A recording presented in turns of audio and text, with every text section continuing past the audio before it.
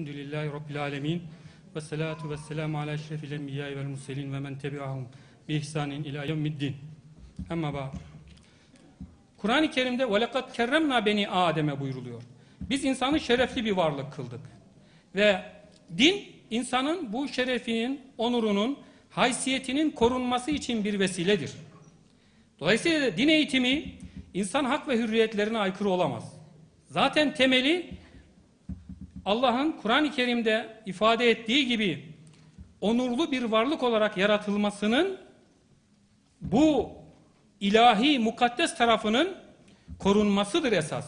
Kur'an-ı Kerim'de Allah-u Teala eğer biz dileseydik herkes iman ederdi buyuruyor. Dolayısıyla ilahi irade ve ilahi rahmet inanan inanmayan herkesi zaten kuşatmıştır. Aleyke Ahmet sallallahu ala Muhammed sallallahu aleyke Ahmet. Canım kurban olsun senin yoluna, adı güzel kendi güzel Muhammed.